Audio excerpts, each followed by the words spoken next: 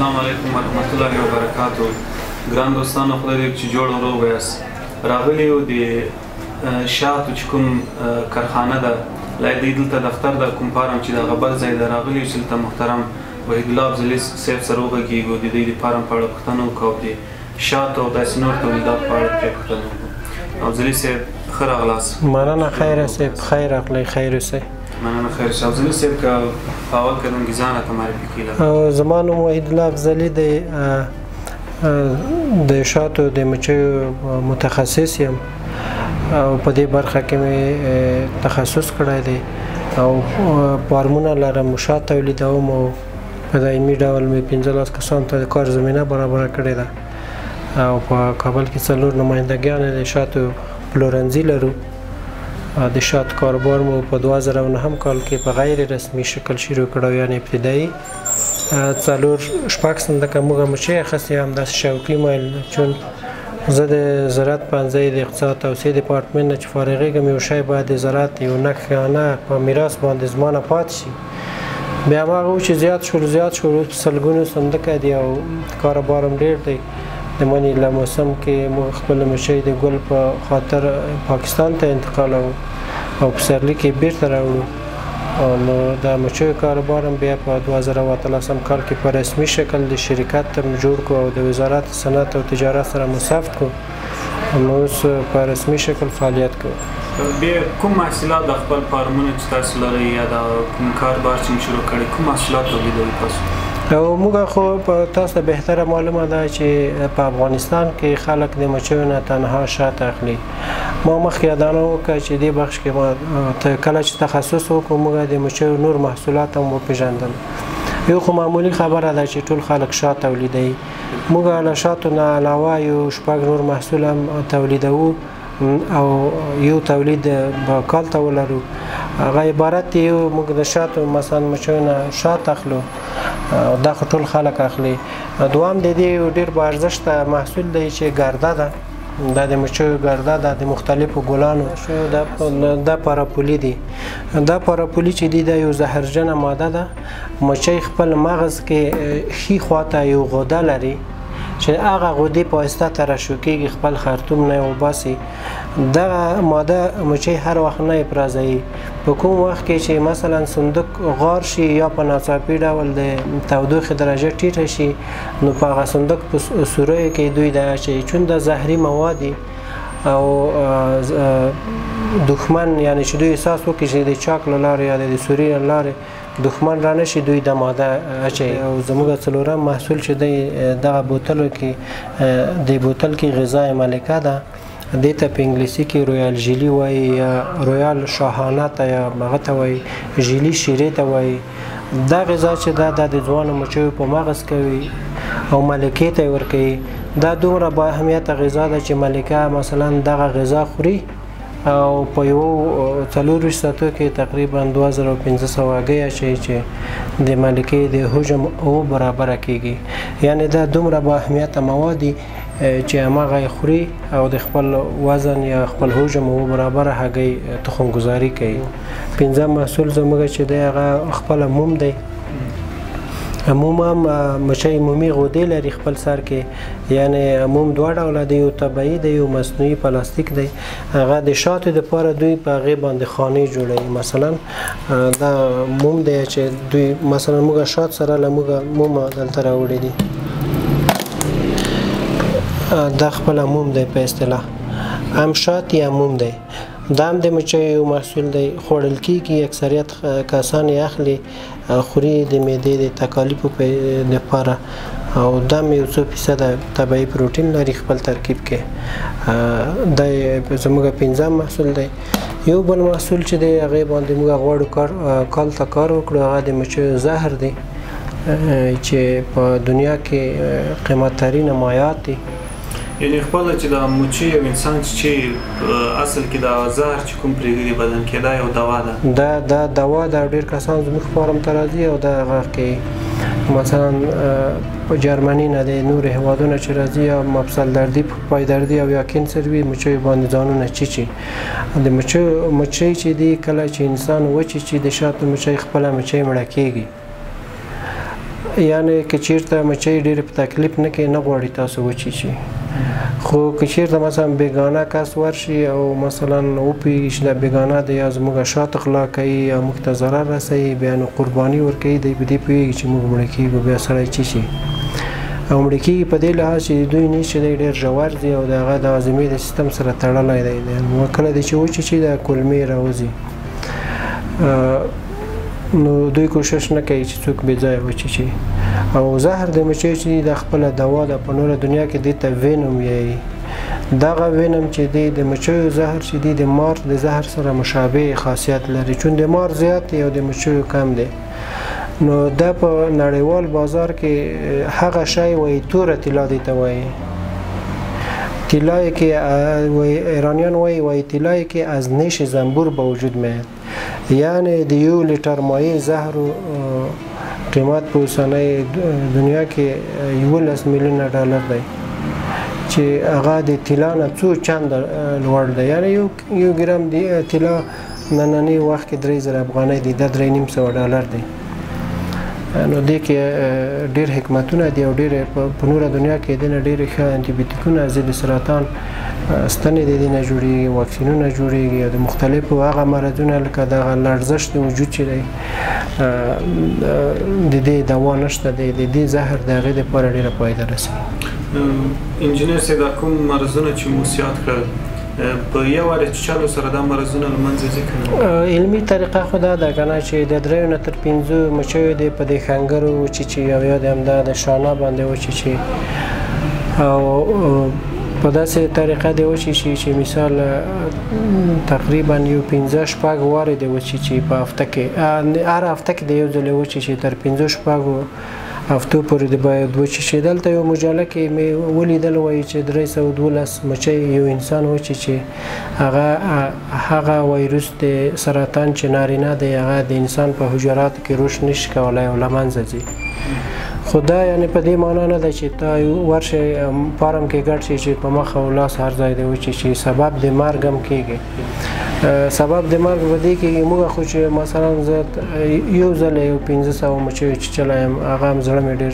سستي کوله نو موږ وجودونه خو مقاومت لوړ دی نو اطفالو سره احتیاط وشي او هغه کسان چې غواړي په مچیو ځان وچیچي مچیوالا ته ورشي هغه ایمني سیستم خولۍ واچوي خپله مچیوالا مچۍ راونیسي او دلته یې په دې قسمتو در 3 نه تر 5 ځایه پورې هفته کې وچیچي نو دا چې 3-4 ځلې وچیچي دا حتما یو خو د دې دغه د ژمي په موسم کې دا ریزش کېږي نه والګی د سرخوږی دا مرضونه دي دا له منځه ځي بر علاوه د دا مهمه دوا د التراسوس به مخکې درته چې د پښو د مفصلو د درد دوا ده او نور ډېرې فایدې لري چې د انسان وینه هېڅ وخت نه لخته کېږي او چربي نه ډېرېږي دا خپله یو انټيبیوټیک دی چې په وجود کې دایم وخت لپاره پاتې کېږي کله چې بل مرض غواړي تا وجود باندې حمله وکړي هغه ته لکه یو واکسین غوندې یو شی ستا په وجود کې افضلي صاحب که دا راته ووایه چې د یوه پیټۍ کې څومره مچیانې وي او ملکه لري نو خامخا نور همداسې وزیران هم لري که څنګه دا څومره وخت کې دا پیټۍ د شاتو نه ډکوي مچۍ چې دی 3 د فامیل غړي لري یعنې یو صندوق کې یوه ملکه وي ډېر زیات تعداد یې کارګرې مچۍ وي او کم تعداد یې نر مچۍ وي ملکه او نر مچۍ خپله غذا په خپله ځان ته نشي ترتیبولی نشي خوړلی د نورې مچۍ ورکوي دغه نر مچۍ په پسرلي موسم کې دوی غواړي پیدا کړي او مني موسم کې کله چې ګل کمیږي له منځه یې وړي ملکه د صندوق ټولې چارې سمبالوي که چیرې ملکه نه وي صندوق په تدریجي ډول له منځه ځي کارګرې مچۍ ټول کارونه کوي شات راوړي صندوق ته اوبه راوړي ګرده راوړي مثلا د صندوق نه محافظت کوي ټول کارونه کوي کارګر مچۍ چې دی شکل کې هم تغییر لري او نیش نه لري چې چل نشي کولی او په د ملکې سره یو ځلې در 9 نه تر 10 دانې پورې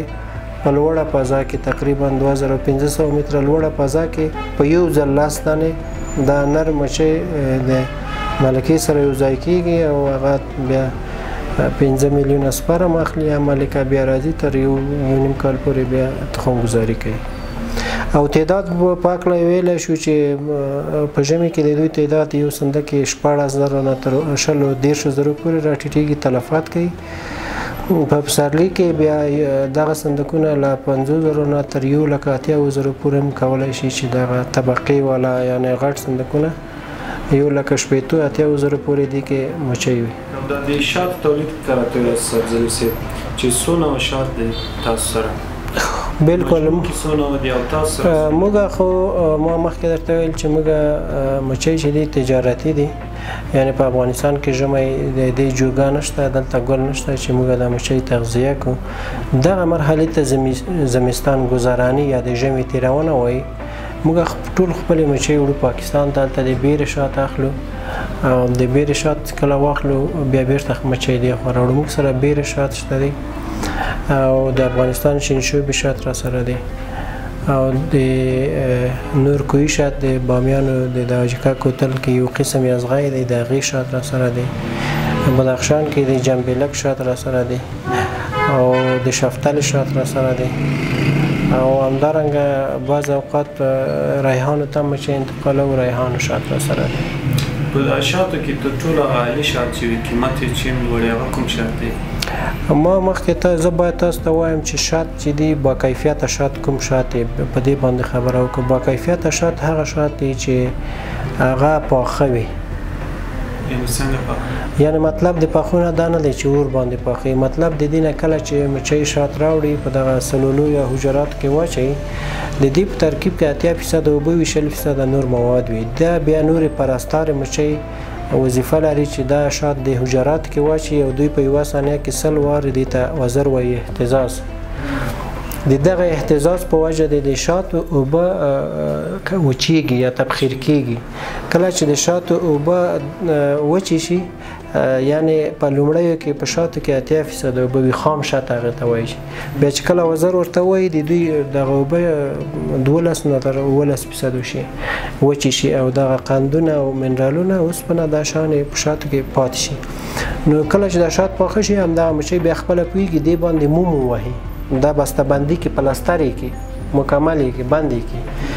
دا با کیفیته شات چې پاخه شات دې ته وایي. دا شات رنګونه هم طبیعي دي؟ بله، او خو ما درته ویل چې که نه الله پاک وایي چې ته د دې د خېټې نه چې راوځي په مختلفو رنګو به وي. مطلب د رنګ نه دا دی چې بعضې ګلانو شات شنه وي، د بعضې مثلا لږ سره وي، بعضې لږ زیړچک وي، نو رنګونه یې داسې د ګل پورې اړه لري. او په دې کې که موږ اوس چېرې شات اخلو دوکان ته ورسو څنګه تشخیص کړو چې دا باکیفیته دي؟ بالکل، یو خبره خو دا ده چې د باکیفیته شات له 100 کاله هم نه خرابېږي.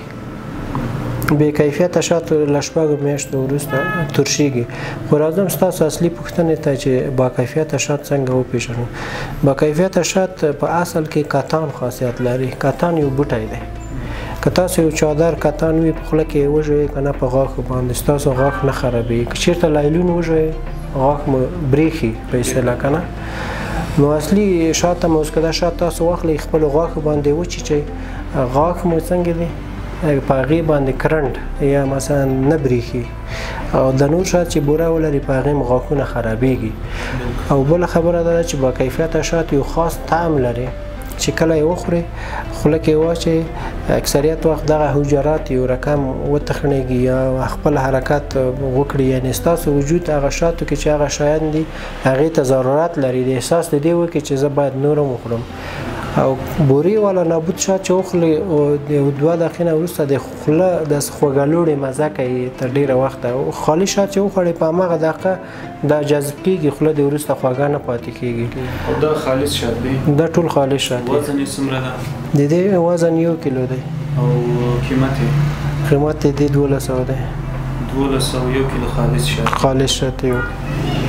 اخري پوښتنه مې د افضلي صاحب که چیرې یو کس وغواړي چې فارم جوړ کړي مچیانو، باید کوم کارونه اول وکړي او څومره سرمایه باندې جوړ کړي؟ ډېره مهمه پوښتنه دې وکړله. د مچیو روزنه ډېره اسانه ده او دې ته ضرورت نه لري چې ته مځکه واخلې. په ډېره کمه سرمایه شروع کېږي او هر ځای یې ایښولی شي په یو غره په لمن کې چې مثلا هغه فاصل د هغې نه 100-200 متره لرې هم وي، ځکه هغه 4 طرفو ته تر 5 کیلومترو پورې تللی شي.